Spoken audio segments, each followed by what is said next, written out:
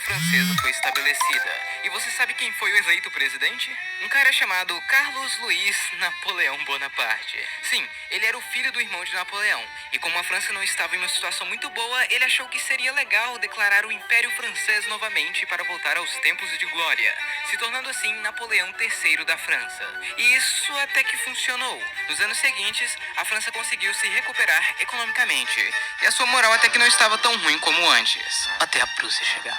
Agora vamos para os estados germânicos, porque aqui as coisas ficam mais complicadas. Basicamente o que hoje conhecemos como Alemanha e Polônia eram vários reinos, ducados, principados e cidades livres e independentes. No entanto, eles eram próximos, pois na sua grande maioria falavam alemão. E inclusive no Congresso de Viena foi criado a Confederação Germânica, que não era exatamente um país, era mais uma associação política e econômica. E a ideia de criar realmente um país chamado Alemanha, que incluísse todos os povos alemães, era algo muito discutido entre os governantes e entre a população alemã em geral. Porém, colocar isso em prática era outra história. Existiam basicamente dois planos de unificação alemã.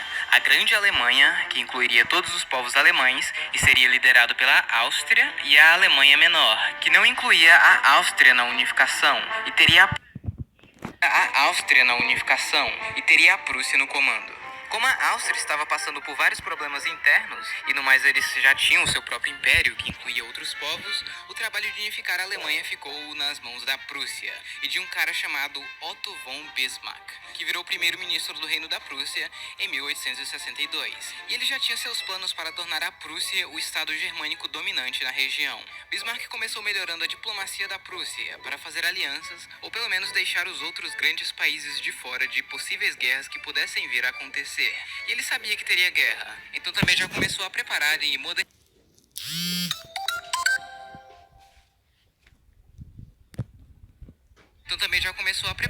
modernizar o exército prussiano.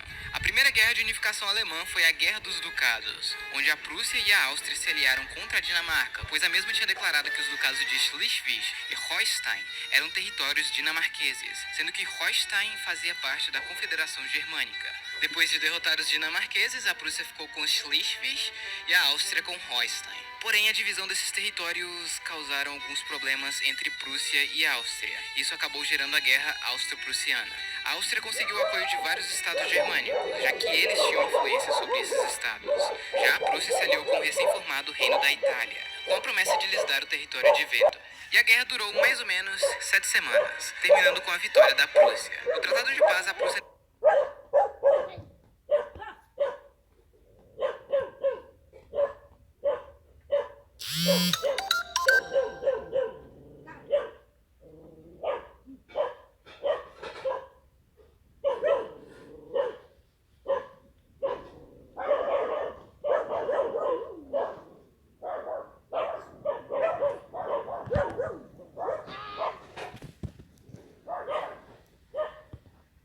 Já a Prússia se aliou com o recém-formado Reino da Itália, com a promessa de lhes dar o território de Vêneto. E a guerra durou mais ou menos 7 semanas, terminando com a vitória da Prússia. No Tratado de Paz, a Prússia anexou vários estados ao norte da Alemanha e criou a Confederação Norte Germânica. A antiga confederação foi desfeita e a Áustria perdeu sua influência sobre os estados germânicos. Porém, ainda faltava esses territórios ao sul. Bismarck sabia que ele não poderia continuar se expandindo desta forma, pois uma hora ou outra outros países iriam intervir. Então, para realmente unificar a Alemanha, ele precisaria que os estados do sul, por livre e espontânea vontade, se juntassem a eles. Só que existia mais um obstáculo: a França, pois a mesma tinha influência sobre esses estados e não iria permitir sua integração com a Prússia. O plano de Bismarck era fazer com que a França declarasse guerra contra a Prússia, para assim ter o apoio dos estados germânicos do sul e evitar interferência externa. Sem falar que ter a França como agressor dos germânicos seria uma boa jogada para os estados do sul se juntarem à confederação e serem protegidos pela Prússia. Então Bismarck sentou e esperou a oportunidade chegar. Até que em 1868 aconteceu uma revolução na Espanha chamada La Gloriosa, que fez a rainha Isabel II abdicar do trono. Agora a Espanha era um reino sem rei. Daí eles mandaram uma carta convidando o príncipe Leopoldo de Hohenzollern para ser o rei da Espanha. Guilherme I, que era o rei da Prússia, e até o próprio Leopoldo não estavam a fim de aceitar. Porém, Bismarck viu nisso a oportunidade perfeita para deixar a França 100% putaça. Então, ele insistiu que Leopoldo aceitasse a oferta. Quando a França descobriu isso, eles ficaram 100% putaços, até porque a Prússia ganharia um forte aliado e deixaria a França encurralada.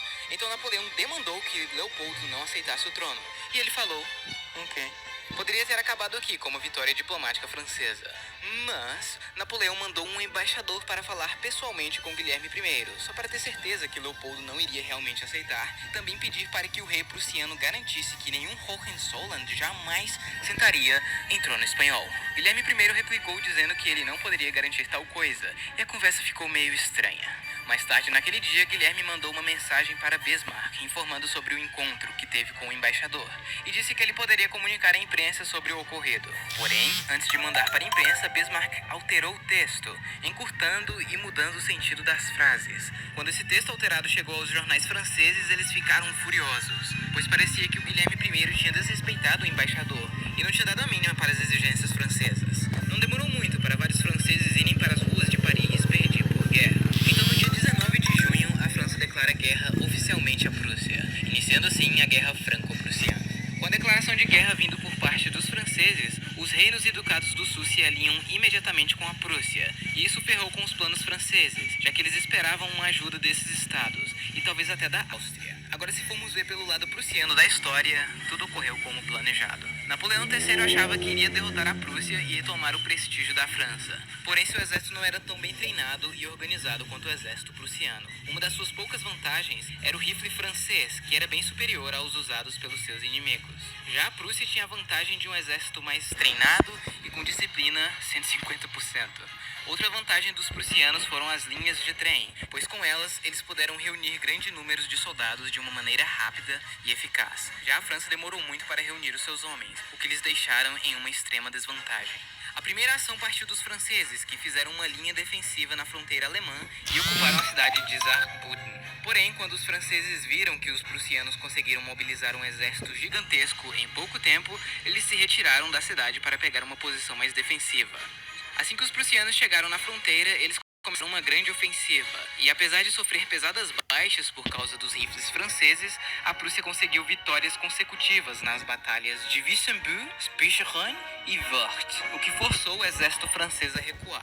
Alguns dias depois aconteceu a maior batalha da guerra, aqui em Gravelotte, onde mais uma vez os prussianos venceram, forçando os franceses para Metz, ou Metz, onde os prussianos ainda conseguiram cercá-los. Enquanto isso, outra força francesa estava se organizando aqui nesta região, onde os prussianos já estavam avançando, iniciando a Batalha de Sedan, que foi a mais importante da guerra. Os prussianos conseguiram cercar o exército francês em Sedan, além de conseguir uma posição vantajosa para usar sua poderosa artilharia.